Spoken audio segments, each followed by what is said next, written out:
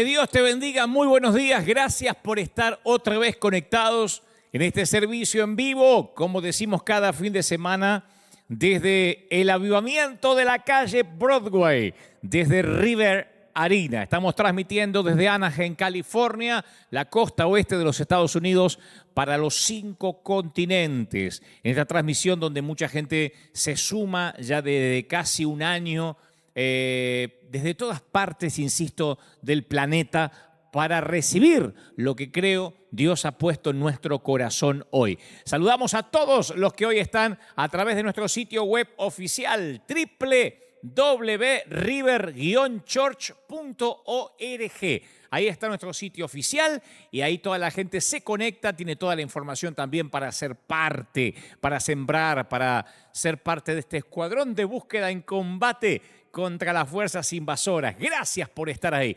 Otros lo hacen a través de nuestro Facebook oficial. Te llega la notificación desde temprano y te dice ya estamos listos para esta transmisión. Así que avisa a aquel que a lo mejor se le pasó por alto, que no sabe que el servicio ya ha comenzado desde aquí, cuando han pasado poquitos minutos después, desde las 11 de la mañana en la costa oeste, en California, con sus diferentes usos horarios en distintas partes del mundo. Y después, obviamente, también a la gente que se conecta a través de YouTube, nuestro canal oficial. Gracias por estar ahí hoy, por conectarse. Hoy un servicio extraordinario y tenemos de todo. Te voy a mostrar el Proyecto Honra, te voy a mostrar el Misión Graneros, vamos a tener una alabanza, también estreno aquí en esta transmisión. Y el mensaje del día de hoy se titula Cartas en la Arena. No te lo puedes perder. Y cada vez que lanzamos el título, un poquito menos controversial que el de la semana anterior y el de la semana anterior, pero igual la gente decía, ¿de qué hablar? De la mujer adúltera, de lo que escribió Jesús en la tierra. Bueno, siempre hay un montón de gente que les gusta adelantarse a lo que Dios nos va a dar, pero Él nos va a sorprender. Cartas en la arena. Si el mensaje solo es Roma, te bendijo y fue un parteaguas en tu vida, no te imaginas lo que hoy va a ser Cartas en la Arena de parte del corazón del Señor. Yo siento que hoy algo especial va a pasar en tu corazón, en tu vida, con los tuyos, con tu familia. No te muevas de ahí. Ya quiero que nos metamos de lleno en lo que tenemos preparado. Llega el proyecto Honra. Para los que no saben, desde el año pasado, esta fue nuestra 4ª inyección financiera. Desde el año pasado decidimos honrar a la edad dorada, a esta edad de oro, a estos viejitos que sentimos en un momento que se estaban yendo en silencio, sin poder despedirse de sus hijos, de sus nietos debido al virus. Y además de esto, muchos están olvidados por sus propios hijos. Y la Biblia dice que uno de los mandamientos con promesa es que podamos honrar, que podamos bendecir, que podamos buscar a nuestros abuelos, a nuestros viejitos y le digamos, saben, no están solos, queremos bendecirlos, queremos estar con ustedes. Y se generó un escuadrón maravilloso en distintas partes del mundo para honrar a estos abuelitos, para bendecirlos. Algunos le hicimos la casa nueva, otros se la refaccionamos, otros, como en el caso que te voy a mostrar ahora de Colombia, le refaccionamos su casita en la ciudad de Bello, Colombia. Visitamos a María Eva Bedoya, ¿sí? Una anciana de 91 años de edad, 91, viuda de hace más de dos años. María Eva tuvo 15 hijos.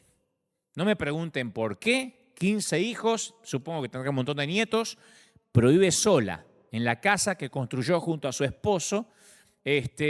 Nos contaban que sus hijos viven también en condiciones precarias, pero no hay ninguno que viva con ella. Son personas de bajos recursos, no la pueden sostener y ella está perdiendo la vista y la audición paulatinamente. Entonces puede ver como sombras, algunos reflejos de luz, tiene algunas dificultades para realizar las actividades básicas cotidianas del día a día. Y a pesar de todo eso, María es una mujer que merece nuestra honra, porque ama a Dios, tiene fe, porque estuvo orando que pasaran estas cosas, ¿no es cierto? Entonces nos unimos junto al pastor Iván Darío y el equipo de la iglesia Maranata Bello de allí de Colombia y le ayudamos. Fuimos a honrar a María Eva y mejoramos las instalaciones de luz, de agua, le llevamos implementos básicos para el hogar. Tenía una sola cama, tenía una sillita de plástico, solo eso, no tenía más nada. Lo van a ver ahora, ¿eh? Así que River llegó con muebles nuevos para su cocina, una heladera o nevera, sala de estar. Arreglamos su techo para que no tuviera goteras, pintamos, restauramos sus paredes, le hicimos las adecuaciones eléctricas necesarias. Fue una tarea ardua, pero que es recompensada ampliamente con la alegría de la sonrisa que ustedes van a ver de María Eva. Proyecto Honra, y como digo cada domingo, ojalá que esto sea el ejemplo y el detonador para que cientos de jóvenes en estos tiempos tan especiales que atravesamos salgan a honrar a nuestros abuelos.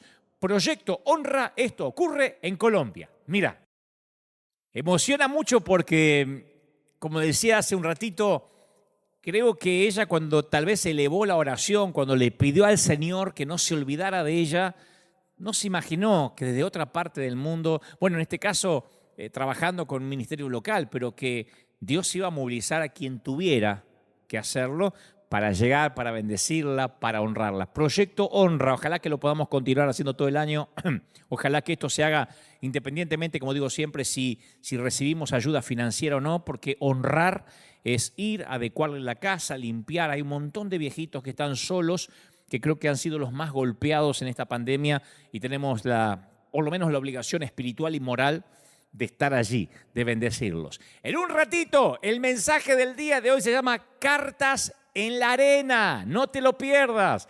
Avisa a papá, a mamá, dile, está por comenzar el mensaje. No te imaginas cómo Dios te va a hablar. Cartas en la Arena. Me encantó transmitir el mensaje Solo es Roma, porque se empezó a hacer viral el hashtag es otro reino, estúpido, en todas partes. Y me fascinó porque creo que nos abrió los ojos. A mí Dios me bendijo de una manera enorme, como si yo hubiese sido un espectador, un oyente más, en lugar del cartero. Y este mensaje no se va a quedar atrás, nos va a hablar el Señor. Así que prepárate, dispone tu corazón porque algo grande va a ocurrir ahora en momentos. Cartas sobre la Arena. Gracias por estar ahí, gracias por llamar a los que se conectan un poquito tarde. Y ahora sí, llega Misión Graneros. Atención, porque cuando comenzó este año, esta era la visión que Dios nos dio para arrancar enero. Y no queremos que este año pase sin ser, de alguna forma simbólica y práctica, los graneros de este mundo tan necesitado que durante la pandemia y post-pandemia, con los rebrotes, con todo lo que está pasando, hay mucha gente sin empleo, sin trabajo, y el Señor nos dijo, dale vosotros de comer. Sentimos que nosotros tenemos que ser parte de esa iglesia que sale y alimenta a los que menos tienen, a los que más necesitan. Misión Graneros, esta ocasión le toca a México, este querido país que tanto amamos, y fuimos nosotros. Aquí fuimos literalmente el equipo de pastores de planta junto a un grupo de voluntarios y llegamos, todo el equipo de Lighthouse, River Lighthouse, que es la fundación que tenemos nosotros que amueblamos casa. Bueno, llegamos a México, a una de las zonas con mayor índice de pobreza, donde viven muchas personas de tercera edad. Algunos llegaron hace 15 años a la zona para trabajar en las maquilas, la mayoría con salarios muy bajos.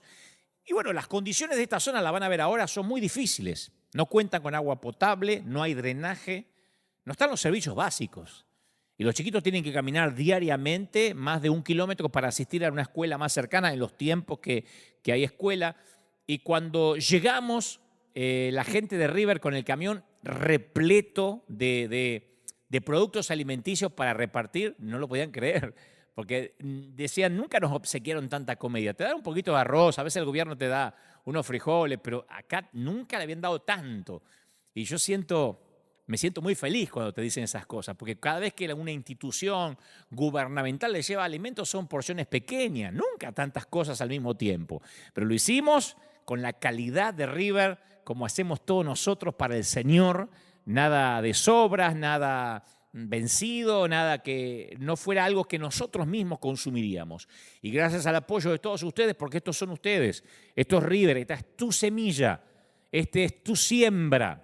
Por eso la gente que siembra dice, ¿qué pasa con el dinero? Bueno, va acá, entre otras cosas, y por eso tenemos las cuentas abiertas, y por eso cuando el año pasado terminó, mostramos que casi repartimos más de 6 y pico de millones de dólares, más de 6 millones de dólares era ayuda en todo el mundo, es muchísimo dinero. Y ahora volvemos a empezar, porque tenemos que ser los graneros del mundo y en este caso, Misión Graneros llega a México. Esto es iglesia.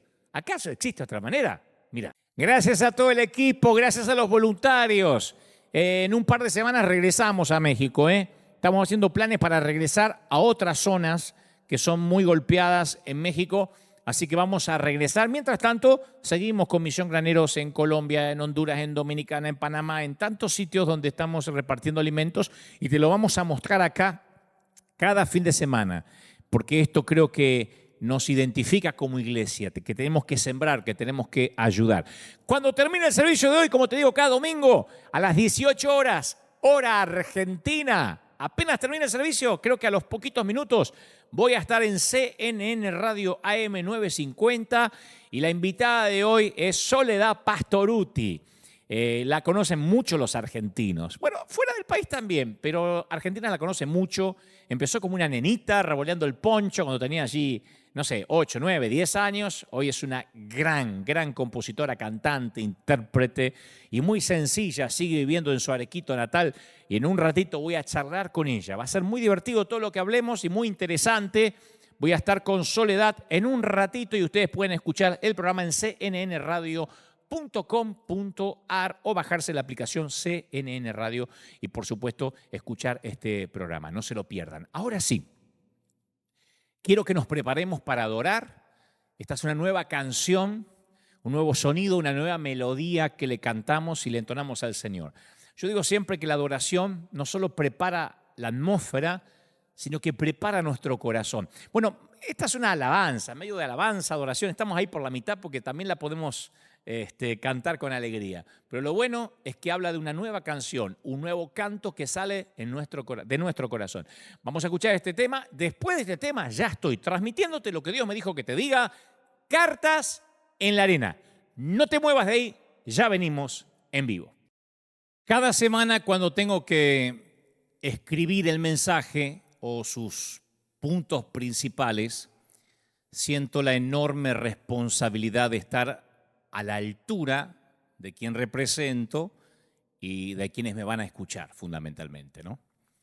Y particularmente hay un pasaje en el libro de Eclesiastés que se aplica a mi tarea de escritor y comunicador, en este caso.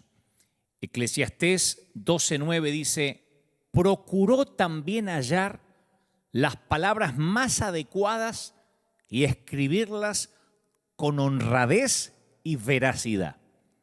O sea que el sabio impartió conocimientos a la gente y él dice que ponderó, que investigó y ordenó los muchísimos proverbios y buscó las palabras adecuadas para transmitir su verdad. Pero lo que más me llama la atención es que el maestro añade: las palabras de los sabios son como aguijones. Como clavos bien puestos son sus colecciones de dichos, dados por un solo pastor.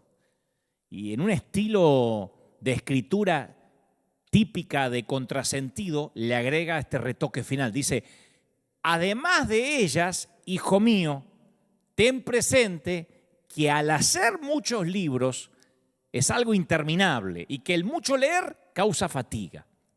Entonces, en cuanto a los escritores o comunicadores y quienes tratamos de impartir sabiduría, torpemente, pero tratamos, dice el maestro, hay un tiempo para hacer aguijones y hay un tiempo para hacer clavos bien puestos. Un aguijón, como los que usan los agricultores con los bueyes, empuja a actuar. Y los aguijones le causan la suficiente incomodidad a los animales para que hagan algo que, de no ser así, probablemente no harían. Y en la historia se han visto muchos ejemplos de mensajes, de sermones, que son como aguijones y que suelen a veces estremecer a los religiosos, a los poderes de turno.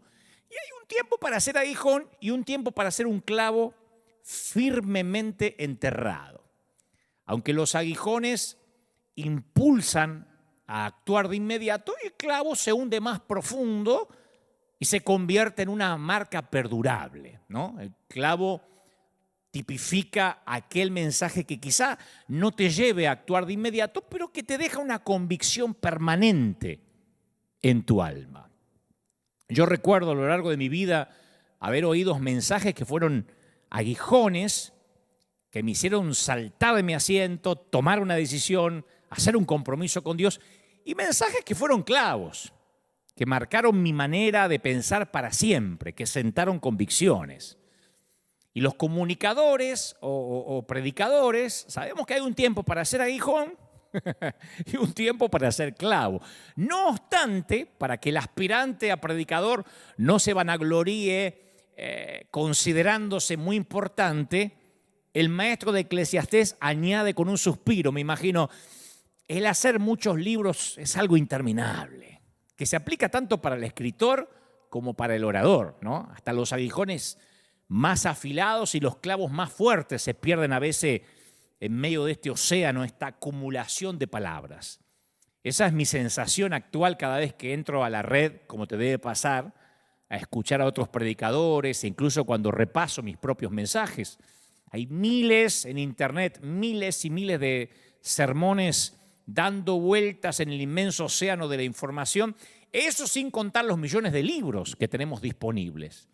Entonces, los cientos de mensajes de autoayuda, miles, prometen un centenar de formas nuevas de salvar el matrimonio, de eliminar la enfermedad, de tener éxito en los negocios. Yo siempre digo que si esos mensajes realmente funcionan, ¿por qué hay tantos divorcios? ¿Por qué hay personas enfermas y gente sin trabajo?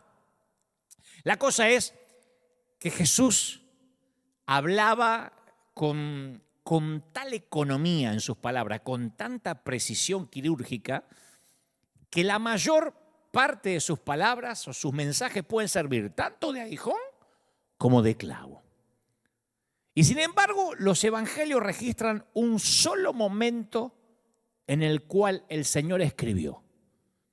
Y todos, la mayoría conoce cuándo, ¿no? Se produjo en un momento tenso en que unos fariseos le llevaron a una mujer atrapada en el acto de adulterio exigiéndole que decretara la pena de muerte para ella. Y Jesús no les respondió nada. Se agachó, dicen las Escrituras, y se puso a escribir en la arena.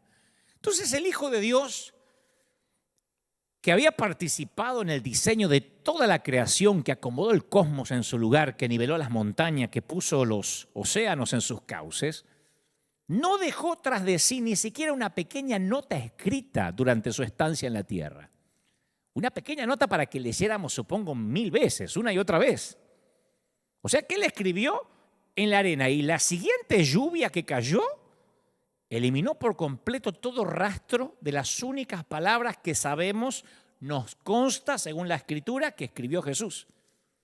O sea que no escogió como testigo de su pluma algún pedazo de papiro que se habría podido conservar y venerar como una reliquia. Imagínate un papiro escrito a mano alzada de la pluma de Jesús. Pero él utilizó una simple paleta hecha con arena de la Tierra Santa. Yo me pregunto, ¿por qué? Porque dudo que no hubiese querido escribir y es indudable que tenía la capacidad para hacerlo. Porque la meta del maestro era transformar vidas, escribir sus palabras en los corazones de sus seguidores. El apóstol Pablo, siguiendo sus pasos, le diría más tarde a los corintios, ustedes mismos, escuchen esto, ustedes mismos son nuestra carta, escrita en vuestro corazón, conocida y leída por todos. O sea que el escribir sobre la arena de parte del maestro fue adrede. Yo lo veo como una metáfora de la superficie que él elige para dejar su marca, sea aguijón o sea clavo. La arena es tan falible, la arena es tan voluble, movediza y fundamentalmente tan efímera que no creo que haya algo que se parezca tanto al corazón del hombre. Por eso dice Pablo en 2 Corintios 3:2, nuestras cartas sois vosotros, escrita en nuestros corazones, conocidas y leídas por todos los hombres. Y agrega, siendo manifiestos que sois carta de Cristo, sos carta de Cristo, somos carta de Cristo, expedida por nosotros, escrita, dice Pablo, no con tinta, sino con el Espíritu del Dios vivo, no en tablas de piedra, sino en tablas de carne del corazón. Increíble.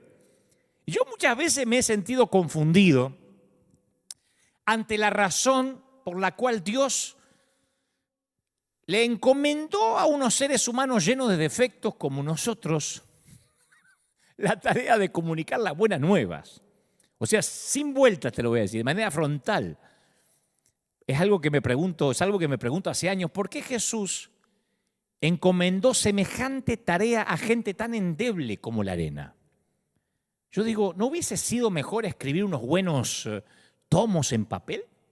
¿No era mejor que Jesús aprovechara los primeros 30 años de vida, estoy hablando antes de salir al ministerio público, en las horas libres de la carpintería, ¿no era mejor escribir una autobiografía y tener varias enciclopedias, varios tomos de una autobiografía, de lo que él pensaba, de lo que él creía? ¿Por qué nosotros, los seres humanos, tenemos que cargar con la responsabilidad de ser cartas, como diría Pablo, conocidas y leídas por todos los hombres? ¿Realmente pensó el Señor que ese pequeño grupo de discípulos, con los que a veces ni siquiera se podía contar, iban a ser capaces de cumplir con la misión del reino de Dios? ¿Y qué decir del presente? ¿Qué de nosotros? ¿Qué posibilidades tiene la iglesia que conocemos? La iglesia tal como la conocemos hoy, casi extinguida en Medio Oriente, despreciada en la Europa secular, una minoría en gran parte de Asia y África, llena de problemas en América, de cambiar el mundo para bien. Y yo quiero ser brutalmente sincero hoy. Quiero cometer un sincericidio, pero quiero ser más sincero que lo que fui el domingo pasado, porque de eso se trata, ¿no? Quiero ser lo más auténtico posible. Trato de achicar la brecha de lo que Dios quería que sea cuando nací a lo que soy ahora, y para eso trato de navegar en las aguas de la autenticidad. Yo llevo más de 40 años de peregrinar cristiano, es mucho. Tengo 52 años de vida, más de 40 años de peregrinar cristiano y 33 años desde la primera vez que hablé ante un público. Tenía 19 años, la primera vez que prediqué en público. Y durante estos años, por providencia divina, yo me he ido encontrando con una buena cantidad de predicadores alrededor del mundo, ¿no? He conocido a todos, por lo menos mis contemporáneos, ¿no? Algunos que ya han partido con el Señor, otros que tienen mi edad, otros que son más jovencitos. Dios me ha dado el placer, la providencia de conocerlos a casi todos. A todos los que están ahora transmitiendo en línea, los que tienen mega iglesia, los que tienen iglesias pequeñitas. He recorrido congresos, seminarios, conferencias en todo el mundo, en todos los continentes. Y algunos de los que conocí parecían preparados para cualquier cosa, menos para el liderazgo espiritual. Y entre los predicadores más conocidos, déjenme avanzar, yo me he encontrado con los tipos más inseguros del mundo, conociéndolos detrás de escena, cuando se bajaban del estrado, cuando no tenían un micrófono en la mano. Conocí a otros con complejos no resueltos, otros con traumas solapados, serios trastornos de personalidad algunos, que tendrían que ser carne de diván y hacer terapia antes de volver a predicar. Otros con un serio complejo coercitivo, con síndromes de dictadores de países bananeros, ¿no? Regenteando sus congregaciones como si fueran pequeños feudos, muchos creyéndose su propio comunicado de prensa, escuchando a sus obsecuentes aduladores. Conocí a algunos otros asegurándose un nepotismo que los mantenga en el ministerio de manera vitalicia. Y finalmente, más incrédulo aún, me miro al espejo y me conozco a mí mismo en todos estos años. Y me doy cuenta que yo debo tener, de todo eso que te dije recién, de todo eso debo tener un poco. De todos esos síndromes, de todos esos traumas, yo debo tener un poquito de todo. sumado a otras debilidades que no estoy dispuesto a confesar aquí por razones de que no nos alcanzaría el tiempo. Y no obstante, yo tengo que reconocer que algunos de los personajes más extravagantes que he conocido y que te acabo de enumerar, a los que les sobra ego y les falta terminación fina como este servidor, son los que han logrado muchísimo en la obra del reino. Son el equipo de avanzada del Señor, por lo menos de manera contemporánea. Organizan labores de alivio a los necesitados, me consta. Alimentan a los hambrientos, proclaman las buenas nuevas. Todo ese grupo de gente imperfecta que conocí, algunos más o menos, pero todos tan imperfectos como este servidor, son los que están trabajando para el reino de una manera descomunal. Y ese esquema es una réplica de algo que la Biblia nos muestra con gran claridad, porque yo voy para atrás. Decimos, bueno, está lleno de gente con problemas, pero voy para la Biblia y veo que Dios usó a Jacob con su ética tan poca digna de confianza, a David con sus caídas morales graves, a Jeremías con su ánimo lúgubre, con ese comportamiento casi bipolar, a Saulo de Tarso con su pasado de abusos. Veo que usó a Pedro con sus fracasos notables. Entonces, al pensar en las personalidades cristianas que yo he conocido, y también en las que aparecen en la Biblia, yo he llegado al siguiente principio. Nos guste o no nos guste, Dios usa los talentos que estén disponibles. Y es más, nadie que alguna vez haya sido usado por Dios ha vivido impoluto por mucha doctrina que guarde y sin estar roto de alguna manera. Y sin embargo, Dios se ha valido de ellos de alguna manera para hacer avanzar la causa de su reino. Toda esa gente rota, como este servidor que te está hablando. Ahora, dejemos de lado los predicadores, porque estamos diciendo, sí, es verdad, yo conocí también. Bueno, pero vamos a pensar en la gente que se sienta en los asientos de cualquier iglesia local. Vamos a imaginar cualquier iglesia. Un tipo que no es feliz en su matrimonio, que no consigue trabajo hace 1 año y medio, pero que recibe a la gente en la puerta de la iglesia porque es lo único que sabe hacer para Dios. El matrimonio de él es un fracaso, como padre es otro fracaso, pero ahí está, recibiendo a la gente con una sonrisa en el mejor de los casos. Allá, una dama adicta al drama. Vio demasiadas novelas y quiere que su vida también sea una novela, ¿no? Que se pone a llorar ante la más mínima cosa porque siente que el diablo la tiene contra ella.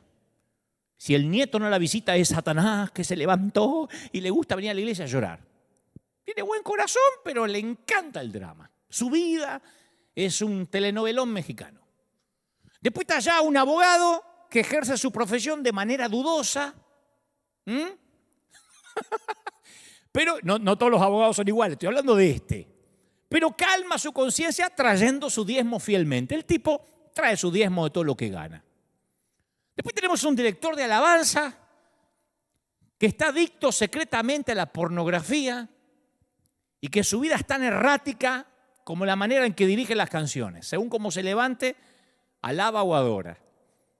Y como siempre, más incrédulo aún, vuelvo a mirarme al espejo. Y no soy mejores que ellos. Entonces, llegamos a la conclusión, que la carga del reino de Dios descansa sobre las espaldas de unos peregrinos comunes, rotos, corrientes, que esta comisión no fue encomendada a los ángeles ni a gigantes espirituales. Entonces, ¿por qué escoger un plan que tenía todas las probabilidades en su contra? Esto es como escribir literalmente un legado sobre la arena. Che, escribí un libro muy importante, pero lo hice en la arena. Nos diría, estás loco, se lo va a llevar la marea. Es como poner a una empresa multinacional, a un holding multinacional, en manos de un grupito de niños de 6 años.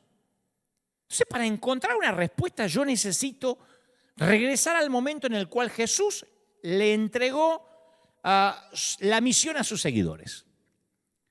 Jesús le da una directriz que conocemos como la Gran Comisión, en la cual los envía hasta los confines de la tierra. Y mientras los discípulos se encuentran allí de pie tratando de asimilar todo eso, recuerda que el Señor se eleva al aire flotando para no volver a ser visto jamás. Yo después me imagino a Lucas sonriendo cuando describe años más tarde esa cómica escena de 11 discípulos estirando el cuello así como pato para mirar las nubes, mientras unos ángeles le hacen una pregunta obvia. ¿Qué hacen aquí mirando el cielo? Esa pregunta implicaba, ¿acaso no le dije que se movieran? Bueno, entonces muévanse. Si Jesús no hubiera ascendido, escucha, y se habría quedado ahí para siempre, aquí para siempre, en la tierra, o ahí en Jerusalén, la iglesia no tendría errores. Jesús ya estaba resucitado, eterno. Imaginen que Jesús, desde aquel tiempo hasta ahora, nunca se fue de la tierra. No habría gente rota. Cuando surgieran cuestiones morales como la eutanasia, el aborto, la inclusión de género, la iglesia hubiera podido apelar directamente a Jesús para que dictara una norma que aclarara las cosas de una vez por todas. Así como cuando un cura de pueblo tiene una duda, habla con el monseñor, con el cardenal y dice, le voy a preguntar al Papa a ver qué respuestas nos da. Imaginen que Jesús estuviera en una ciudad capital y uno podría ir y preguntarle sobre las cuestiones que a veces dudamos. ¿Por qué Jesús se iría y pondría su santa misión en manos de gente como nosotros? ¿Por qué nos eligió como carta de Cristo, escrita no con tinta, palabras de Pablo, sino con el Espíritu del Dios vivo, no en tablas de piedra, sino en tablas de carne del corazón? Mira, yo te cuento cómo entiendo la trama de la Biblia, con ojos nuevos, ¿no? Con ojos casi de este niño que sobrevivió en este cuerpo de adulto. Yo sé, y perdónenme los teólogos, no voy a debatir sobre esto, yo sé que las tres personas de la divinidad se hallan presentes desde el principio hasta el final en las Escrituras. Cuando Dios dice, hagamos el hombre a nuestra imagen, allí está la Trinidad a pleno. Yo sé eso. Pero cuando leo la Biblia, a mí se me hace como una obra de 3 actos. Que el telón se cierra 2 veces para separar los 3 actos. Dios domina el primer acto. Estoy hablando de Génesis hasta Malaquías, donde Dios domina todo el tiempo, en el primer acto. Viste que Dios interviene todo el tiempo, saca a Adán y Eva del huerto, escoge a Noé, luego a Abraham, más tarde a Moisés, a David, libera una tribu de la esclavitud, recompensa y castiga reyes, envía profetas con palabras de reproche y de esperanza a su pueblo. Dios es el protagonista principal del primer acto del Antiguo Testamento. Después está el segundo acto, donde el centro de atención lo ocupa Dios Hijo, el tema principal de los 4 evangelios. Entonces, para los judíos, que habían crecido con las historias sobre un Dios inaccesible, al que no se podía nunca pasar al lugar santísimo si no eras el sacerdote, la sola idea que un Galileo, hijo de carpintero, hiciera declaraciones extravagantes como aquella de que el que me ha visto a mí, ya vio al Padre. Era muy fuerte, era heavy. Por eso le pidieron la cruz. Dijeron, este tipo está loco. Nunca pudimos ver a Dios y aparece un Galileo a decir que quien lo vio a él, lo vio a Dios. Entonces ese segundo acto tiene a Jesús como actor principal. Y con Pentecostés, en el libro de los Hechos, comienza el tercer acto, en el cual ahora el protagonista es el Espíritu Santo que viene a habitar en unos agentes humanos. ¿Se acuerdan que Jesús dijo, les conviene que me vaya? Y les aseguró Jesús a sus discípulos poquito antes de su arresto, cuando venga el Consolador que yo les enviaré de parte del Padre, el Espíritu de verdad que procede del Padre, Él testificará acerca de mí y también ustedes darán testimonio. Entonces, mira que esto es muy interesante, para entender lo que te estaba planteando recién, de estas cartas sobre la arena. Vistos a través del lente de esta obra de 3 actos, es como que el primer acto pareciera que Dios el Padre manejaba en detalle la historia humana, o al menos la historia de los israelitas. que Dios estaba pendiente de todo. Los alimentaba en el desierto, les daba agua para beber. Como dice las Escrituras, llevaba a Israel por el desierto como un padre que lleva a su hijo. En el segundo acto, los discípulos le preguntan a Jesús, ya que Él sí tiene poder para sanar a los enfermos, resucitar a los muertos e incluso calmar la tormenta, ¿por qué no usa ese poder en gran escala? ¿Por qué no usa ese poder en una escala más grande para hacer otras cosas? En otras palabras, ya que está Jesús acá en este segundo acto, ¿por qué no va en contra de Roma? ¿Por qué no se sienta en el lugar del César? Y en vez de irse al cielo y dejar todo en manos de gente tan fallada, ¿por qué no se queda de una vez y reina aquí? No es descabellado.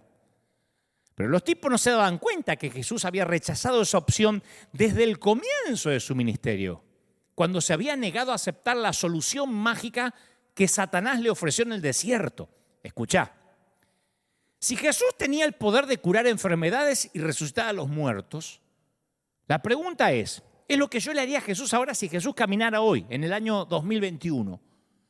Señor, si tenés el poder para sanar enfermos, ¿por qué no te metes en todos los hospitales del planeta a sanar a los enfermos de COVID? ¿Por qué no te ocupas de los macroproblemas como los terremotos, los huracanes y de todos los virus que vienen de los murciélagos, de los chinos y de donde vengan a venir, de donde vayan a venir, que atormentan la tierra? Los teólogos atribuyen muchos de los males de la tierra a las consecuencias de la libertad humana. Dice, lo que vivimos es un mundo caído. Y esto me lleva a otras preguntas. Pregunto, a ver, vamos a pensar juntos. ¿Será que disfrutamos de demasiada libertad? ¿Somos libres de perjudicarnos, de matarnos unos a otros, de desencadenar guerras mundiales? ¿Somos libres de saquear nuestro planeta, de dejar los bosques sin árboles, de contaminar los ríos? Incluso somos libres de desafiar a Dios, de vivir sin restricciones como si no existiera ni el cielo ni el infierno. El que dice yo vivo la vida acá y me importa un cuerno lo que hay más allá, lo puede hacer. Somos libres para eso, por lo menos para tomar la decisión de este lado del sol. Yo digo, por lo menos Jesús hubiera podido idear alguna prueba irrefutable para hacer callar a los ateos y a los incrédulos, pero no lo hizo. El primer acto oficial de Jesús como adulto, escucha, todo esto para construir lo que Dios me dijo que te diga, que nos va a dar mucha libertad y amplitud de mente. El primer acto oficial como Jesús, como Mesías, ya de adulto, es cuando se fue al desierto para encontrarse cara a cara con el acusador, que le brindó la ocasión para que enfrentase todos estos problemas del caos mundial y lo que los discípulos se preguntarían después. Satanás mismo en persona tentó al Hijo de Dios para que cambiara las reglas del juego y que consiguiera su propósito con un método más directo. Le estaba proponiendo ser un Mesías mejor de lo que Jesús había planeado ser. Escucha, en las planicies arenosas de Palestina estuvo en juego mucho más que el carácter de Jesús. Estuvo por resolverse la libertad humana. Todo ocurrió ahí, en ese desierto. En el huerto, muchos años antes, un hombre y una mujer habían caído ante la promesa de Satanás que iban a poder llegar a un estado superior del que se les había asignado. Milenios más tarde, el segundo Adán, Jesús, según la expresión de Pablo, ¿no?, se enfrenta con una prueba semejante, pero ahora curiosamente invertida, al revés. Escucha, la serpiente en el Edén preguntó, ¿pueden ser como dioses? O les dijo, pueden ser como dioses. En el desierto, Satanás le dice a Jesús, ¿estás seguro que quieres ser humano? Porque tú, la verdad, tal vez no estés tan seguro de querer ser humano, completamente humano. Yo cuando leo el relato de la tentación se me ocurre que por falta de testigos oculares, todos los detalles los tuvo que haber contado, los tuvo que haber proporcionado Jesús. Porque en el desierto no hubo nadie ahí tomando nota que fue a curiosear. No había paparazzis. Yo creo que por alguna razón Jesús se sintió obligado a descubrir ante sus discípulos este momento de lucha y debilidad personal. el mismo tentador que había encontrado un punto de vulnerabilidad en Adán y Eva, embistió a Jesús con una precisión mortal. Y Lucas cuenta, ¿no? Prepara el escenario en tono de drama y dice: Jesús, lleno del Espíritu Santo, volvió del Jordán y fue llevado por el Espíritu al desierto por 40 días y era tentado por el diablo. Y agrega el evangelista: y no comió nada en aquellos días, pasados los cuales tuvo hambre. Entonces, quiero que vayamos a ese momento, a esa planicie arenosa de Palestina. Dos gigantes del cosmos asistieron a un escenario desolado. Dos guerreros listos para el combate, ¿no? Como dos boxeadores que giran alrededor del otro midiéndose en el cuadrilátero. Uno que acababa de comenzar su misión en territorio enemigo, hostil. El otro en un territorio muy conocido y fue el que dio el primer golpe. Satanás le pide a Jesús que convierta una piedra en pan y le ofrece todos los reinos del mundo y después lo incita a que se arroje desde una gran altura para probar la promesa de Dios en cuanto a su seguridad física. Vamos a desgranar esto. ¿Dónde está lo malo de estas peticiones? Porque las tres tentaciones parecen las cualidades mismas que se esperarían de un Mesías. ¿Acaso Jesús luego no iba a multiplicar panes para alimentar 5.000 comensales? Demostración mucho más impresionante que la que Satanás le estaba proponiendo. Jesús también iba a triunfar sobre la muerte y resucitar para convertirse en Rey de Reyes. O sea que las tres tentaciones no parecen malas en sí mismas. Y sin embargo, algo fundamental sucedió en el desierto. Aunque Satanás estableció las pruebas, él fue el que no las superó. Escucha, en las dos primeras le pide a Jesús que demuestre quién es. En la tercera tentación le pide adoración. En la primera, dos, que demuestre quién es, y en la tercera le pide adoración. O sea que la tentación desenmascaró a Satanás, pero Dios siguió siendo el mismo. Si eres Dios, dijo Satanás, sorpréndeme y actúa como Dios, como un Dios debería actuar. Jesús contestó: solo Dios decide estas cosas. Yo no voy a hacer nada solo porque vos me lo pidas. Entonces, cuando veo las tentaciones, veo que Satanás propuso una mejora muy atractiva para la misión del Mesías. Tentó a Jesús con las partes buenas de ser humano, sin las malas de todo lo que un ser humano tiene que pasar, sin saborear el gusto del pan, o sea, saborear el gusto del pan sin estar sometido a las reglas fijas del hambre, a las reglas de la agricultura. ¿Para qué vas a tener que andar sembrando, cosechando, amasando, convertir una piedra en pan? Enfrentar el riesgo sin peligro, gozar de la fama, del poder sin la perspectiva del dolor. O sea, Satanás en el cuadrilátero de las arenas del desierto le propone a Jesús llevar una corona pero en una cruz. Y esa tentación que Jesús resistió es la que muchos hoy, nosotros sus seguidores, a veces no podemos resistir. El Mesías no utilizó sus poderes milagrosos para beneficio propio. Ya desde el momento mismo de la tentación, Jesús se mostró renuente a forzar las reglas del universo. Ahora, imagínate qué fácil hubiese sido para Jesús haber transformado esas piedras en panes, como más adelante convirtió el agua en vino en las bodas de Caná. Después de todo, ¿por qué no? Tenía hambre, había terminado el ayuno. Aparte, las autoridades romanas distribuían pan gratis para promover el reino de César. Jesús pudo haber hecho lo mismo para promover el suyo y hubiese empezado ahí en el desierto. ¿Cómo no, Satanás? Todo esto va a ser una panadería en vez de un desierto. Le hubiese bastado decirle sí al diablo para edificar el cristianismo, no sobre la base de 4 débiles evangelios de un hombre derrotado clavado en una cruz, sino sobre la base de una planificación sólida de principios de autoayuda En vez de escribir la gran comisión sobre la arena movediza de los hombres rotos, pudo haberla escrito en la roca de su propio poder. ¿Me explico? Si Él no nos hubiera dado la oportunidad a nosotros, y Él habría cambiado las reglas de juego en el desierto, hoy Jesús sería aclamado por igual en la Facultad de Economía de Londres, en la Facultad de Administración de Empresas de Harvard. Jesús hoy tendría una estatua en la plaza del Parlamento, otra en la puerta del Capitolio y otra en el Kremlin. En primer lugar, en aquellas arenas de Palestina se estaba decidiendo cómo sería el Mesías, porque iba a empezar su ministerio Jesús. Satanás le dice, ¿cómo vas a ser? ¿Un Mesías del pueblo con aires de socialismo que convierte las piedras en panes para alimentar a las multitudes que te siguen? ¿Un Mesías de la Torá, erguido majestuosamente en el elevado pináculo del templo?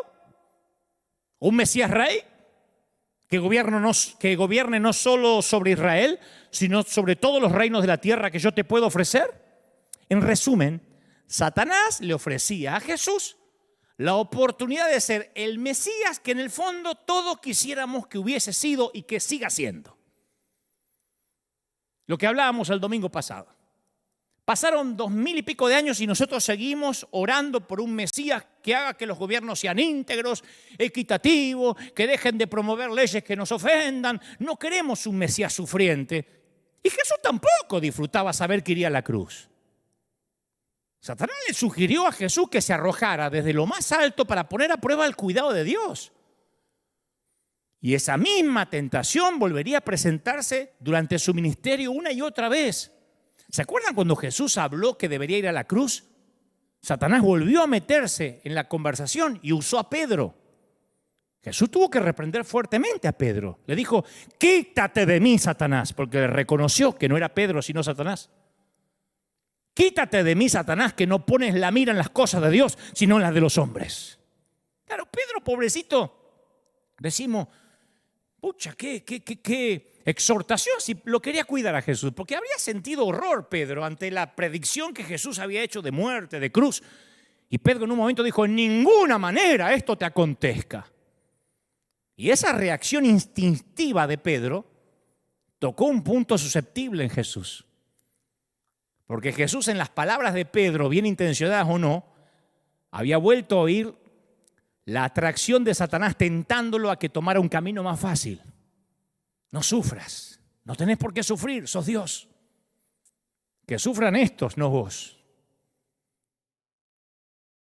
Y la tentación esa iba a continuar, porque clavado en la cruz, Jesús oiría que alguien repetía en forma burlona, casualmente la misma tentación consecuente. Un delincuente decía, si tú eres el Cristo, sálvate a ti mismo y a nosotros. Era Satanás, que no abandonó su tentación desde el desierto. Sálvate. Haz un espectáculo aquí grande. No mueras. Y los espectadores, instados por Satanás, repetían el clamor. Que descienda ahora de la cruz y creeremos en él. Mirá qué linda manera de predicar si en ese momento ¡puc!, se bajaba de la cruz, le salían alas o empezaba a volar. Pero no hubo rescate, ni milagro, ni camino fácil, ni vida sin dolor. Para que Jesús salvara a otros no podía salvarse a sí mismo. Y Satanás le propuso a Jesús una forma rápida que cumpliera con su misión. Podía ganarse las multitudes, podía repartir pan ofreciendo alimentos cuando quisieran, asumir el control de los reinos del mundo y protegerse a sí mismo de cualquier peligro. Con 5, 6, 7 guardaespaldas, ángeles con 8, 9 guaruras, se acabó. Pero no se puede predicar o extender un reino desde el poder, sino desde el amor, desde la libre elección. ¿Estamos? Yo recuerdo lo que hace muchos años leí que escribió un editor en jefe de un importante periódico ruso que decía, no sabemos cómo motivar a las personas para que sean compasivas y buenas, decía el editor en jefe. Queremos generar fondos para los chicos de Chernobyl, pero el ciudadano ruso El ciudadano ruso promedio prefiere gastarse el dinero en alcohol, en vino, ¿cómo es? En cerveza, en lo que quieran tomar, en ron. ¿Cómo se puede reformar y motivar a las personas? Preguntaba este editor en jefe, ¿cómo se logra que sean buena gente? Se ve que 74 años de comunismo habían demostrado que la bondad no se podía legislar desde el Kremlin y obligar a la gente a ser bueno o buena a punta de pistola. Lo hablamos el domingo pasado y si Dios lo sigue hablando es porque es necesario que nos quede claro. Los intentos de obligar a la moralidad suelen producir personas desafiantes y gobernantes tiranos que pierden su eje moral. Por eso siempre me recuerdo, es otro reino estúpido. Me lo recuerdo a mí mismo. Es otro reino estúpido. Me lo tengo que recordar, pegármelo en la nevera, escribírmelo en la frente. Es otro reino estúpido. Estoy pensándolo en tatuármelo en la frente al revés para leerlo al derecho en el espejo. Es otro reino estúpido. Tenemos que volver a aprender la lección fundamental de la tentación. La bondad no se puede imponer desde afuera, de arriba hacia abajo. Debe desarrollarse interiormente, de abajo hacia arriba. La tentación en el desierto pone al descubierto una profunda diferencia entre el poder de Dios y el poder de Satanás. Porque el diablo tiene el poder de coaccionar, de forzar a la obediencia, de destruir. Y los humanos hemos aprendido mucho de ese poder y los gobiernos extraen mucho de ese depósito satánico. O con un látigo, con balas de goma, con gas lacrimógeno o con una AK-47, los seres humanos pueden obligar a otros seres humanos a hacer casi todo lo que quieran. El poder de Satanás es externo y coercitivo. El poder de Dios, por el contrario, es interno y no coercitivo. El Señor nunca quiso esclavizar a nadie, ni siquiera con milagros. Vengan y les daré de comer. No, por lo menos no el pan natural. Habló de un agua de la cual no tendrían sed jamás, de un pan de vida. Pero nunca deseó que la fe estuviera atada a los milagros, sino que se nos diera libremente, no fundada en los milagros. Dios se hizo débil con un propósito. Permitir que los seres humanos se escojan libremente por sí mismos en cuanto a Él. Y yo te dije que hoy iba a ser muy sincero. Yo a veces tengo que confesarte. Yo desearía que Dios fuera más fuerte en algunas cosas, en este sentido. No solo en el mundo, sino conmigo. Que actuara más fuerte, ¿no? No dudo de su poder. Pero sería más fácil para mí, para mi vida espiritual, y pensarlo si para vos también. Para mí sería muy fácil si a la mañana me levanto y Dios me dijera, Dante, no hagas esto, no digas esto, toma por otro camino, que hoy va a haber un choque allá y te vas a atrasar y vas a llegar tarde, no compres ese tomate que no es orgánico, cuidado con aquel vino que no es Malbec, mendocino, no tiene el mismo sabor. ¿Viste que hay gente que cree que eso es el evangelio? Señora, ¿y qué color de calzón me pongo? Guíame, Padre, ¿el rosa o el azul? Y cree que Dios está obligado a decirle todo. Entonces a veces quisiera, no cometería errores. Pero mi fe sufre a causa de mi demasiada libertad, mis demasiadas tentaciones. A veces quisiera que Dios me abrume, ¿viste? Que supere mis dudas con certidumbre, que me brinde pruebas de su existencia y de que me ama y de que me maneja como un títere. Me gustaría, pero no es así. Dios respeta mi libertad. Me gustaría que Dios asuma un papel más activo en los asuntos humanos. Si Dios hubiera extendido la mano para destronar a Saddam Hussein, ¿cuántas vidas se hubiesen salvado en la guerra del Golfo? ¿Por qué Dios no hizo que se agarrara un virus Osama Bin Laden cuando era chiquitito y no nació, no creció y no derribó las torres? Si Dios hubiera hecho lo mismo con Hitler, ¿cuántas vidas de judíos se habrían salvado? ¿Por qué se queda quieto? A mí me gustaría tener a Dios metido en una lámpara para que pueda frotar cada mañana y que salga. ¿Algún deseo, amo? Sí, hoy lunes te pido que los demócratas no ganen las elecciones. Aleluya. Que Maduro abandone el poder en Venezuela. Gloria. Anotame esto también, que Cuba sea libre. Que todas las que defienden el aborto sean avergonzadas, que Argentina gane el próximo mundial, que Messi se lleve la copa, amén. Eso por ser lunes. Vos te reí, pues no te imaginás las cadenas de oración que algunos hacen durante los campeonatos de fútbol. Yo digo, ¿de verdad? No, sí, estamos orando. Yo creo que nuestro país se lo merece. ¿De verdad? Es otro reino, estúpido. Me digo a mí. Hasta escuché por ahí, no, la selección de Argentina no gana porque la mayoría tiene cábalas y brujos y tienen virgencita. En cambio, los brasileños ganan más porque oran a Dios y hay muchos creyentes en el plantel. ¿Piensa que Dios está viendo ahí quién gana, quién pasa a octavo y a cuarto? ¿Ves por qué hay que pegarse en la frente o en la ladera? Es otro reino, estúpido. Y también me gustaría que Dios asuma un papel más activo en mi vida personal, insisto. A mí me gustan las respuestas rápidas y espectaculares a mis oraciones. Sanidad para mis enfermedades, protección, seguridad, como si esto fuera un seguro médico. ¿Viste cuando uno compra un shampoo que dice no produce caspa, ceramida, hecho con placenta de foca de no sé dónde? Bueno, que venga con instrucciones, Dios. Ora todas las mañanas y jamás te vas a enfermar del COVID, ni yo, ni los que trabajan para mí, ni los que están bajo mi cobertura. Amén. Claro. Cuando pienso en estos términos, veo en mí mismo un eco del desafío que Satanás le lanzó a Jesús hace 2000 años. Lo mismo. Dios resiste esas tentaciones ahora como Jesús las resistió en la tierra y opta por una forma más discreta, más caballerosa de operar. Él prefiere escribir la extensión de su evangelio sobre la arena, sobre nosotros. Y en lugar de aplastar el mal con su fuerza divina, en lugar de imponer justicia y destruir a los injustos y arrancar a los dictadores de los gobiernos, en lugar de establecer la paz mediante un gobierno terrenal perfecto, con un hombre de Dios que llega a la Casa Blanca o a la Rosada, optó en el tercer acto por usar gente rota, llenándola con su espíritu.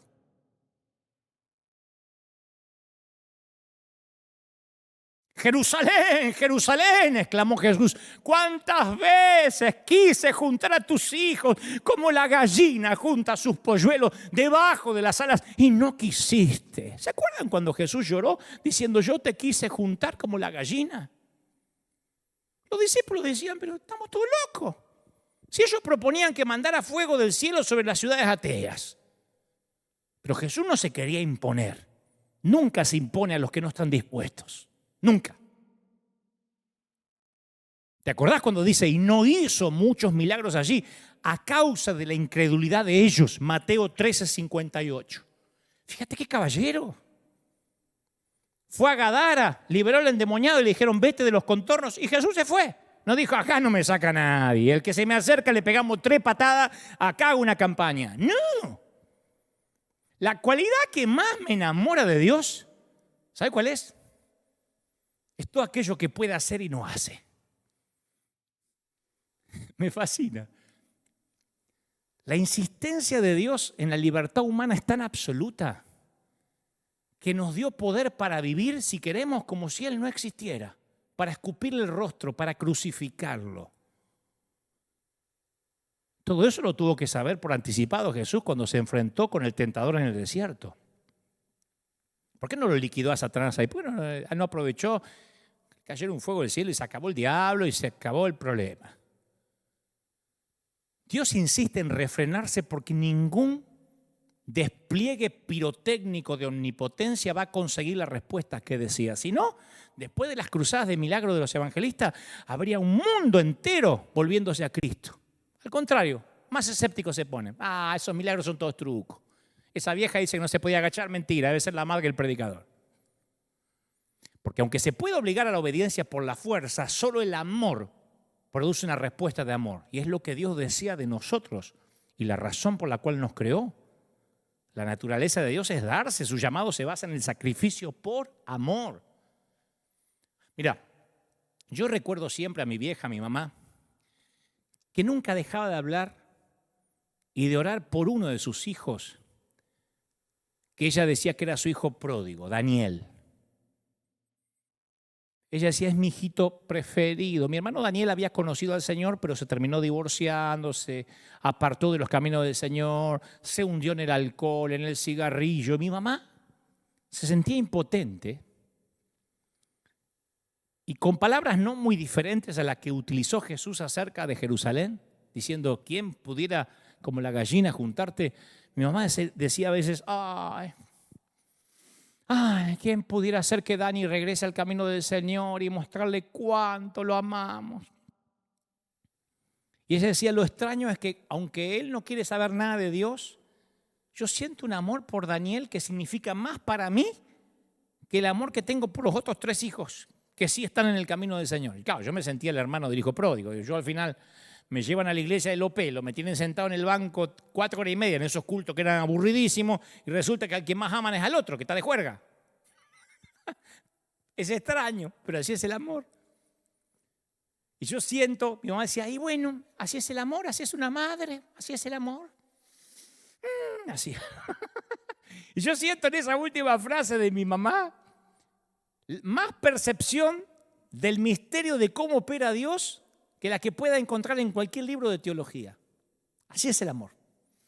Dios mira y dice, y así es el amor. ¿En serio vas a confiar el Evangelio en Pedro? ¿En estos tipos? ¿En Tomás? En mi Dani, así es el amor. El amor tiene su propio poder. El único poder capaz de conquistar el corazón humano. Mira, Jesús iba a arrojar muchos demonios, pero el espíritu que los reemplazaba era mucho menos posesivo y dependía siempre de la voluntad del que había sido tomado por el Espíritu Santo. Jesús podría decir, te saco un demonio y te meto el Espíritu Santo, o sea, cambio una posesión por otra. No.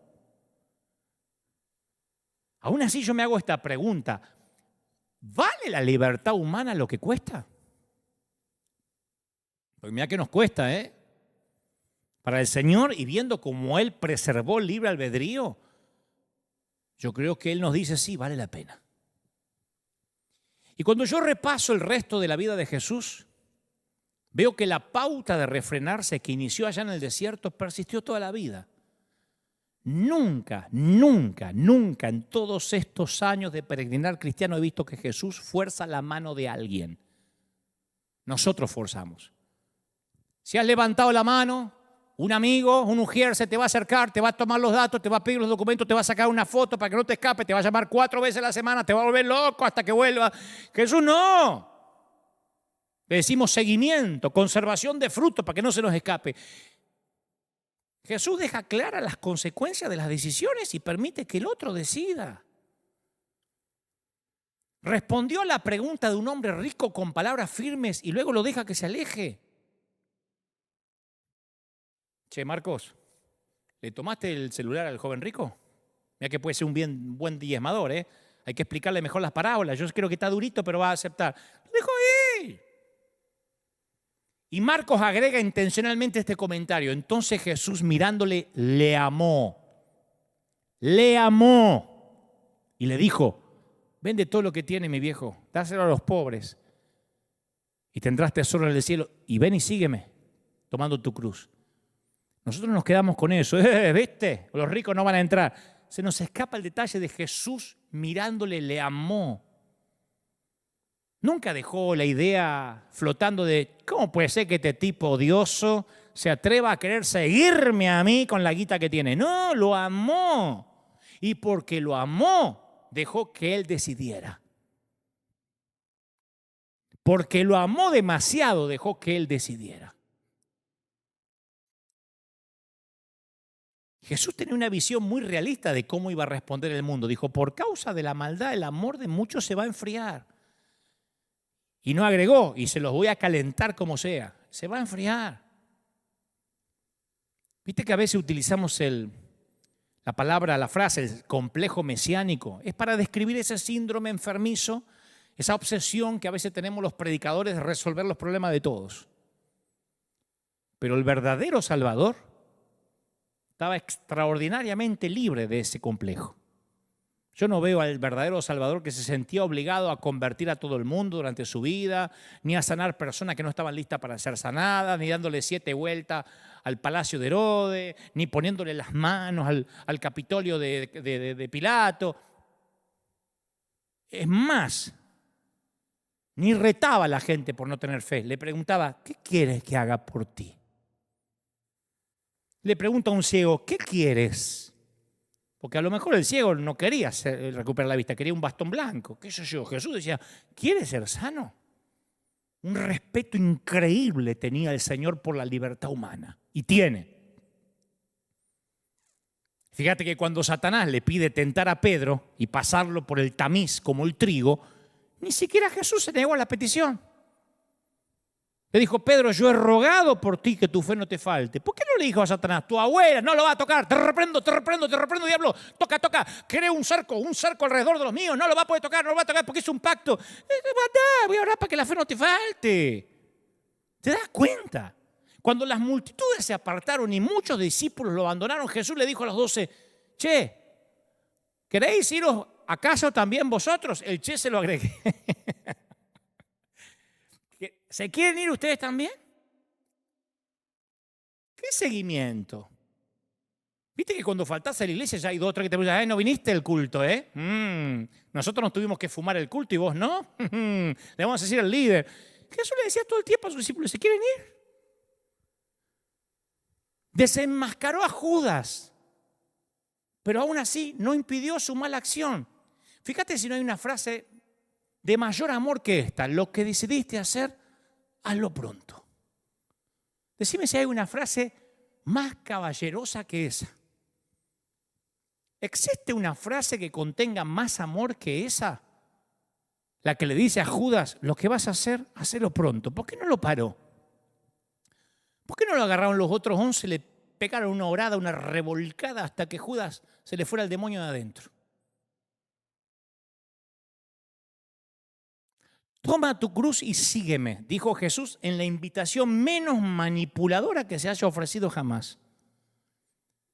Mira que Jesús podría decir, el que viene a mí va a tener un negocio, vas a ser empresario.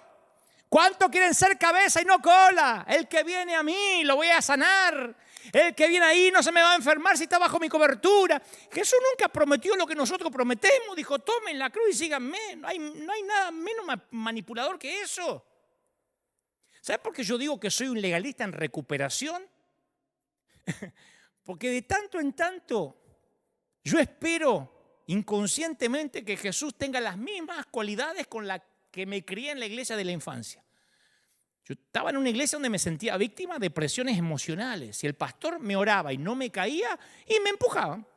Y si no, había uno atrás así que te pegaba para que te caiga. Y si no me caía, oraban por mi rebeldía contra la unción. Por ejemplo, la doctrina se presentaba en el estilo de cree en esto y no hagas preguntas, porque lo dijo el pastor, se acabó. Entonces el poder de los milagros, sumado a respetar la autoridad sin cuestionamiento, la iglesia no dejaba lugar para la duda. Y después fui creciendo, me hice jovencito y aprendí las técnicas manipuladoras para salir a ganar almas. Que algunas implicaban presentarme engañosamente ante la persona con quien hablaba, ¡pum!, para meterle el evangelio. Y si no había presentado el evangelio al final de la charla, el haberme acercado para amar a esa persona no había servido de nada. Hasta el día de hoy hay gente que piensa así. Que yo lo hablé, el síndrome de vendedor de tienda. ¿Viste cuando estás en una tienda mirando y dice, ¿le puedo ayudar en algo? No, te quiere ayudar, te quiere vender algo.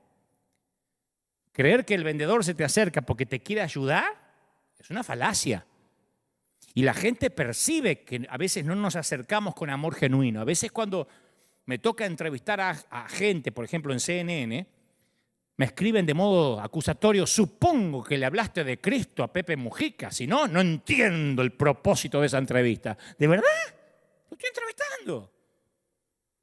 A lo mejor el tipo va a percibir que realmente me quiero acercar a él, que no lo estoy acusando. La gente sabe si después entablamos una amistad, si charlamos, si me hace preguntas. Ese poder coercitivo no es de Jesús. Yo voy a la vida de Jesús y no encuentro esas cualidades en la vida de Jesús. Y si leemos la historia de la iglesia, muchos seguidores de Jesús han sucumbido ante las mismas tentaciones que Él resistió. Para nuestra vergüenza. La historia de la iglesia revela intentos incansables de mejorarle el camino al Mesías, de hacerlo un poquito mejor, para atraer más gente. A veces hasta la iglesia sueña con asociarse con el gobierno de turno porque es un atajo al poder y confunde los dos reinos. Lo hablamos el domingo pasado, nos lo dijo el Señor. Y a veces, en el peor de los casos, la iglesia cultiva a sus propios dictadores, los más graves. Jim Jones, para los memoriosos deben recordar allá en los 80, que los envenenó a todos en Guayana. David Koresh, que los quemó a todos, porque entendían cómo se manipula el poder. Y otros capaz que no matan a sus seguidores, pero les asfixian el alma, diciéndoles lo que pueden, lo que no pueden hacer, cómo se tienen que vestir, a qué iglesia visitar, qué música escuchar, con quiénes se tienen que casar. Hay gente que no se casa con alguien si el líder no lo aprueba. De verdad. Yo conocí congregaciones cuyos miembros tienen que pedir una carta de permiso firmada por el pastor si quieren visitar otra congregación. Y hay que ver si te la dan. Si no, estás en rebeldía y no entras más a la iglesia. Entonces, a veces en la iglesia tomamos prestados los instrumentos de manipulación que perfeccionaron los políticos. Y si alguien piensa que estoy criticando a todo el mundo, no, yo me miro al espejo y me doy cuenta que la iglesia es así. ¿Sabes por qué? Porque está compuesta por gente como yo. No dije como vos, como yo. Y me falta la fuerza de voluntad para resistir las soluciones rápidas para las necesidades humanas. Me falta la paciencia para permitir que Dios actúe en una forma lenta, caballerosa. Y yo quiero forzar a veces los cambios en la gente, ¿o no? Yo deseo controlar las situaciones, obligar a otros a creer en las causas que yo creo. Como pasó ahora en tantos de nuestros países, que los que defendían la vida odiaban a los que defendían el aborto. Era peor el odio que la muerte o el aborto que las otras creían defender. Lo he visto en redes sociales. Basuras del infierno, del pañuelo verde, van a arder. Les mandaban unas maldiciones que era peor que lo que el otro grupo estaba intentando defender. Lo hemos visto. Si viene un artista inconverso a la iglesia, yo estoy hablando de mí, yo me siento frustrado si al final del servicio no corrió al altar llorando, porque yo me crié en iglesias así. Siento que si alguien vino, escuchó el servicio, respetuoso, y luego se fue y no pasó llorando al frente y no le tomamos los datos, yo digo, tal vez nos faltó manipularlo un poco, obligarlo a creer en lo que yo creo. De allí la famosa frase evangélica, qué lástima. Qué lástima que no aprovechaste para predicar el evangelio. Claro, nos invitan a hablar de economía y creemos que estamos obligados a aprovecharnos del momento. Aunque quizás después no nos vuelven a invitar nunca más y nos cierran las puertas. Por eso los cristianos ya no suelen ser fuentes de consulta en cuestiones de sabiduría en la sociedad. Porque en lugar de estar interesados en reflejar a Cristo, en hablar de economía, poniendo el mismo ejemplo, de manera cortés, dejando brillar la luz a través de nuestras expresiones, sin odios, no, aprovechamos de cuanta puertita se nos abre para ejercer poder. Y cuando siento que estas tentaciones surgen dentro de mí, regreso al episodio de Jesús y de Satanás en el desierto. Y pido la misma confianza y paciencia que Jesús mostró, y me alegro de que, como dice Hebreos, no tenemos un sumo sacerdote que no pueda compadecerse de nuestras debilidades, sino uno que fue tentado en todo según nuestra semejanza, pero sin pecado. En cuanto él mismo padeció siendo tentado, es poderoso para socorrer a los que son tentados. Así que regreso a las primeras cartas escritas en la arena, los primeros discípulos. ¿Qué hacen aquí mirando el cielo?, dijo el ángel. Que es una manera de decir, muévanse, ustedes ahora son los protagonistas del tercer acto. Y a pesar de que en 3 años Jesús se las arregló para cambiar la historia para siempre, mientras estuvo en la tierra no hizo nada por China, Jesús no hizo nada por Australia cuando estuvo en la tierra, por América, ni siquiera por Europa. Todo eso iba a venir más tarde a través de los escritos en la arena, de la obra de sus seguidores. De una manera caballerosa, prudente, con paciencia. Como dije el domingo pasado, como algo chiquito que va creciendo, como una semillita de mostaza o un poquito de levadura que leuda la masa. Jesús le había dicho con unas palabras cuyo sentido apenas iban a asimilar en esos momentos. Les dijo, el que cree en mí, las obras que yo hago también él las hará. Y las hará mayores, porque yo vuelvo al Padre. Entonces nosotros, torpes, peregrinos rotos, somos el Jesús que quedó atrás después de la ascensión, los herederos del Espíritu de Dios. Pablo lleva aún más lejos este concepto afirmando que somos el cuerpo de Cristo. Somos el templo de Dios, lo cual significa la presencia real de Dios en el mundo. Mi viejo, mi querida, somos la razón por la que vino Jesús para poner en marcha un reino sin fronteras que terminaría alcanzando Europa, China, Australia y el continente americano, Oceanía. ¿Dónde está Dios hoy en el mundo? En todas partes. El tercer acto es el más arriesgado de todos los giros de esta obra porque ha liberado a Dios en nosotros y a través de nosotros. Y encima nos dice que lo que hagamos por los pequeñitos lo hacemos por Él. Entonces cuando yo le digo al Señor, Señor, ayúdame, necesito tu ayuda, siento que Dios me dice, yo también, me alegro, porque mira vos, yo también necesito ayuda. Así que llévale algo de agua a esa anciana ahí, de Colombia, honrala. Y después vamos a pensar qué vamos a hacer con tu problema. Pero ahora, serví a mis pequeñitos porque eso me los hace por mí.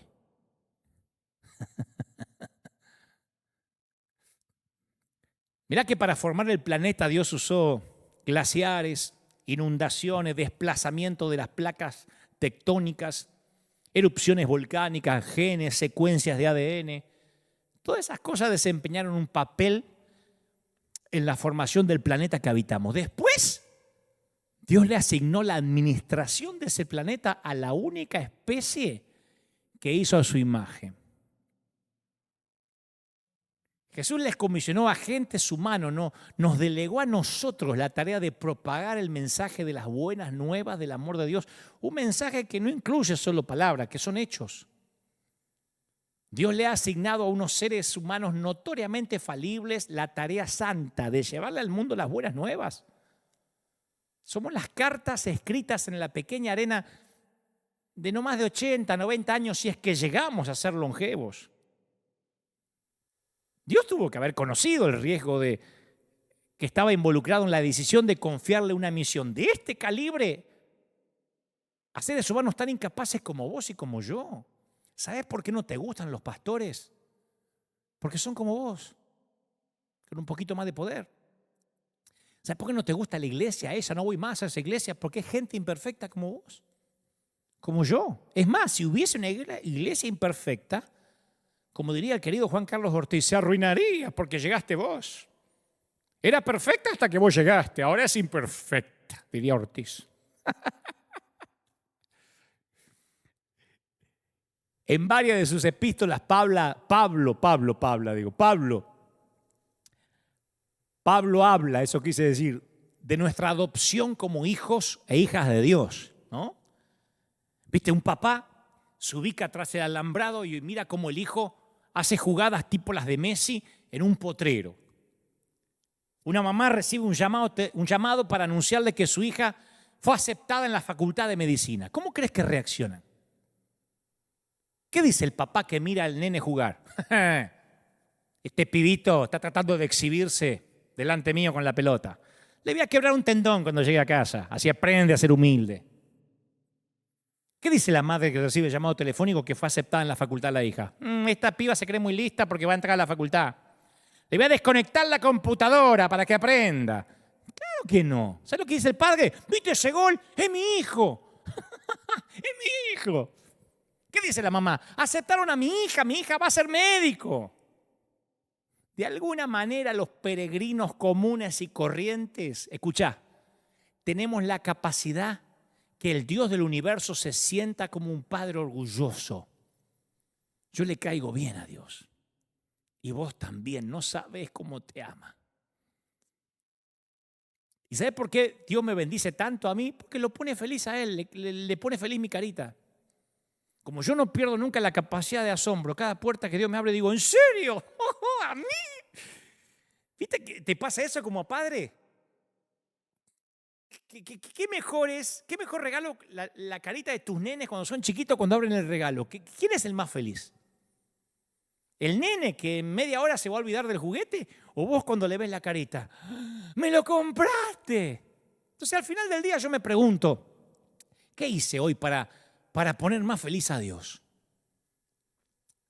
Y bueno, reviso mis interacciones con los vecinos, la forma que manejé alguna llamada telefónica indeseada, reviso mi manera de usar el tiempo, el dinero. ¿Será que lo puse feliz a Dios en todo, como pedía Pablo al orar por los colosenses? Mira, escucha esto. Cuando yo leo los relatos acerca de la iglesia del Nuevo Testamento, ¿sabes cuál es la característica que más salta así a la vista? La diversidad. Es el terreno de pruebas de la gracia. A partir de Pentecostés, la iglesia cristiana desmanteló las barreras de sexo, de raza, de clase social que habían marcado a las congregaciones judías. Imagínate, Pablo, que en un momento había dado gracias por no haber nacido mujer. ¿Sabes lo que? Hoy lo matarían. Hoy las Me Too con la inclusión de género y el todos y todes lo matarían. Que dijo, gracias que no nací mujer, ni esclavo ni gentil. Se maravilló ante el cambio radical y llegó a decir, no hay judío, ni griego, ni esclavo, ni libre, ni hombre, ni mujer, sino que todos ustedes son solo uno en Cristo Jesús. ¡Oh! Toma. La diversidad yo sé que complica la vida y esa es la razón por la cual buscamos iglesias con gente que se parezca a nosotros, que tenga la misma doctrina, que comparta nuestras ideas. Pero la iglesia, ¿sabes qué es? Un hospital en el cual tanto los bebés como los abuelos, los desempleados, los indocumentados y los ejecutivos, los inmigrantes, pueden reunirse. Por eso yo mantengo el todos o nadie, porque eso es River. Por eso desde que inició la pandemia le dije al gobernador de California, está bien, cerremos hasta que pase el virus, pero no me obligue a que deje los viejitos afuera, los chicos afuera, que les tome la temperatura, que acá los enfermos no entran, porque eso es una familia. Nadie saca a la abuela al patio para que se muera, porque ya está vieja. Y el otro está enfermo, sácamelo, para que no me contamine. Somos una familia. Y como no quiero ir contra la ley ni las normas, bueno, todos o nadie. Nadie por ahora. Yo cuando voy a una iglesia nueva, mientras más se parecen entre sí sus miembros, más escozor y más incómodo me siento, más escozor me da. Cuando yo veo a la gente en una iglesia toda vestida igual o todas con mantilla en la cabeza, mirás a las mujeres y parecen cortadas todas con la misma tijera, ¿viste? El mismo cabello, las mismas faldas marrones, los mismos zapatos estilo monja franciscana. Uf. Yo me empiezo a preocupar, ya está así de ser una secta. En cualquier momento se van a vivir a un lugar allá apartados de todo y para no contaminarse. No obstante, la diversidad tiene éxito en un grupo de personas que comparten una visión común. Fíjate que en la oración de Juan 17 Jesús destacó una petición por encima de las demás, que todos sean uno. No uniformes, uno. Entonces Pablo llama a la unidad, al cese de las divisiones en sus epístolas. O fíjate que la existencia de tantas denominaciones en el mundo demuestra que los cristianos hemos cumplido pobremente con esa meta. Se produjeron grandes divisiones debido a cuestiones cómo debe servir. Hay iglesias que se odian porque dicen cómo van a tomar la Santa Cena en copitas individuales, hay que tomar de una sola copa. Y por eso, por la vestimenta, por cualquier estupidez o babosada, están peleados. No hay temas ni siquiera de fondos, temas superficiales. No hemos sido fieles administradores de la gracia de Dios. Ser administradores de la gracia de Dios es amarse unos a otros, perdonarse unos a otros, orar unos por otros, llevar las cargas unos por otros, ser leales unos a otros. considerar unos a los otros como más importantes que nosotros mismos, no hablar unos contra otros. Imagínate, no hablar unos contra otros, no juzgarse unos a otros, ser tolerantes con nosotros, ser bondadosos con otros, hablar verdad con los otros, edificarse unos a otros, consolarse unos a otros, cuidarse unos a otros. Yo me pregunto, ¿qué aspecto diferente tendría la iglesia ante un mundo que la observa si los cristianos hubiésemos seguido ese modelo en todas partes? Ahora, yo te digo una cosa, yo viajé por todo el mundo, yo nunca encontré una iglesia perfecta, ¿eh? No hay. Tampoco deberíamos esperar hallarla. Yo he ido a iglesias que algunas casi me hacían dormir, que desde el pastor hasta los músicos tenían ganas de irse a la casa antes de empezar, y otras que trataban con tanta fuerza de ser poderosas que pensaban que había que hacer el servicio a los gritos pelados, ¿viste? Si no, no había poder ni unción. ¿Viste que hay gente que cree poder, unción es gritar ¡ahora! ¡Ay! Y cree que si no está atacado no hay unción. Usan la Biblia, Dios grita hoy. Y cuando me sentía tentado a juzgar, ¿sabés qué recordaba? Me miraba al espejo y digo, claro, si la iglesia es un experimento osado de Dios, ¿cómo vamos a pretender perfección dentro de una iglesia? Es como pretender salud dentro de un hospital. Gente cuerda dentro de un manicomio, no vamos a encontrar. Dios permitió que unos seres humanos comunes y corrientes como nosotros encarnemos su presencia en la tierra. Es un tesoro en vaso de barro. Vos fíjate que el marketing es al revés. A veces compras una botella de algo por el envase y adentro es una porquería. ¿No? Yo escuchaba a un predicador hace poco, hace relativamente poco, contar cómo tomarías que pidas una pizza y te la traen sin caja, en la mano el pizzero, el repartidor. Voy a decir, ¿cómo me la traes así? Tráigame en una caja y se la mandás de vuelta. Y cuando te la traen en la caja te gusta. Ahora, ¿cuánto vale esa caja? Nada. Esa caja sola, sin pizza, ¿cuánto vale? Centavos. ¿Qué le da valor a la caja? El contenido. El Señor es todo al revés de lo que creemos que es marketing. ¿Cuántas veces decís, wow, mirá qué lindo, qué facha, mirá qué linda pinta tiene esta lata de no sé qué o esta botella de tal vino, y lo probás y es un espanto? Pero tiene un marketing. Nosotros hemos votado gente así. En Argentina todo un país votó a un presidente que armó una agencia y el presidente salía y decía, dicen que soy aburrido. Aburrido. Voy a terminar con la fiesta de unos pocos. Lo votó todo el mundo porque tenía tal presencia y tal marketing. Ahora después, como gobernó, eran 3 puntos aparte. Justamente el evangelio es al revés. El evangelio es anti-marketing, es tesoros en vasos de barro. Cartas escritas en la falible arena humana. Y Él nos eligió sabiendo lo que éramos, ¿eh? Un día Jesús vio a Simón y a Andrés pescando, los invitó y al momento los siguieron. Después vio a Jacobo y a Juan y enseguida los llamó y también respondieron. Y no era raro que los rabinos tuvieran discípulos, porque uno no podía ser rabí sin gente, ¿no? Sin discípulos, como la vieja definición de liderazgo. El que guía sin que nadie lo siga solo está dando una caminata. Lo que era inusual que Jesús reclutara a los hombres, porque se acostumbraba a que fueran los discípulos los que iniciaban el proceso de solicitud. Y el hecho de que el rabí diera el primer paso equivalía a estar desesperado, porque Harvard no anda buscando universitarios por la calle. Jesús hizo ese reclutamiento para reflejar un principio. El llamamiento empieza, ¿saben quién? En Dios. Y esa banda de discípulos de Jesús se mantuvo unida durante 3 años. Viajaron, aprendieron, oraron juntos.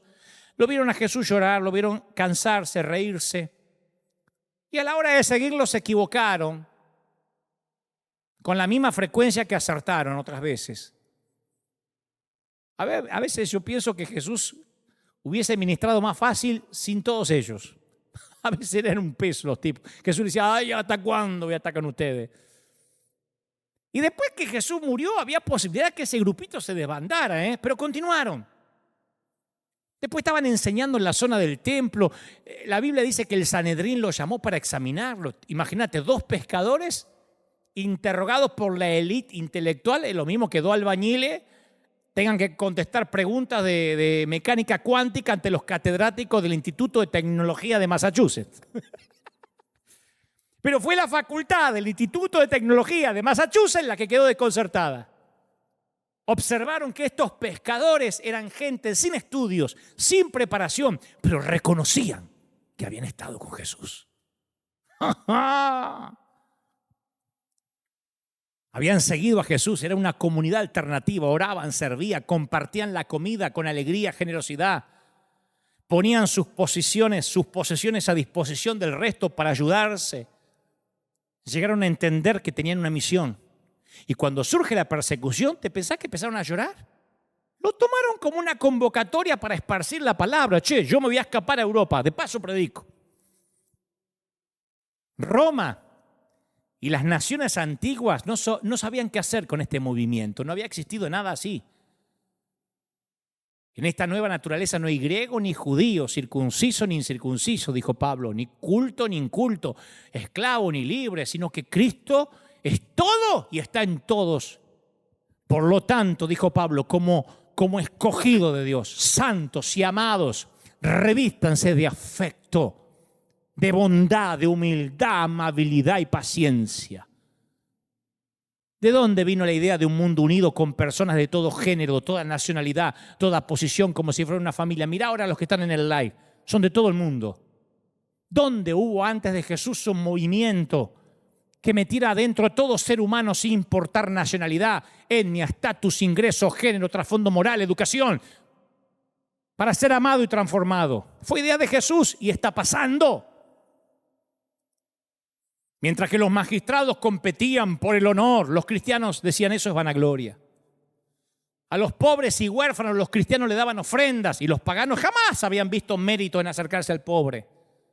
La mayoría de los grupos religiosos segregaban por sexo a la membresía. A la membresía los cristianos incluían a hombres y mujeres por igual. En un mundo griego, los esclavos se los excluía de estos grupos paganos y los cristianos admitían a los paganos y a los esclavos. Y al final del tiempo que pasaron junto con Jesús, no causaron gran impacto nacional.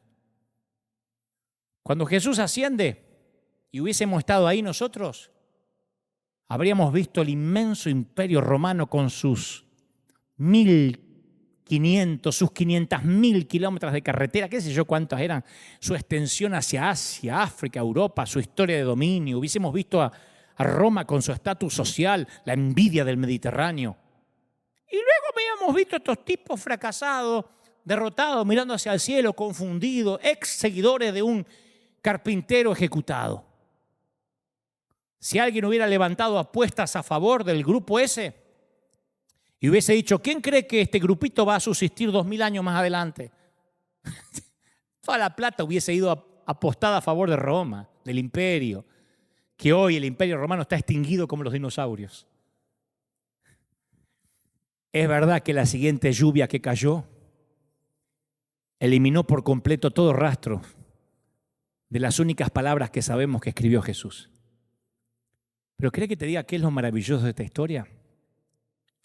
Que Él sigue escribiendo una y otra vez sobre la arena humana. Él escribe sobre gente tan rara como vos o como yo. El gran escritor no escogió como testigo de su pluma algún pedazo de papiro que podríamos conservar y venerar como reliquia. Utilizó, insisto, una simple paleta hecha con arena de la Tierra Santa. Eso fuimos, eso somos y eso seremos. Cartas en la arena. Padre, gracias por esta gente maravillosa a la que amas tanto. ¿Cómo te ama el Señor? ¿Cómo no te va a amar el Señor si escribes sobre tu vida la gran comisión? No hay un solo día, y esto es verdad, no es falsa modestia, en que yo no presente mi renuncia ante Dios. Cada semana digo, Señor, yo no tengo lo que hace falta, no soy el indicado, no tengo preparación.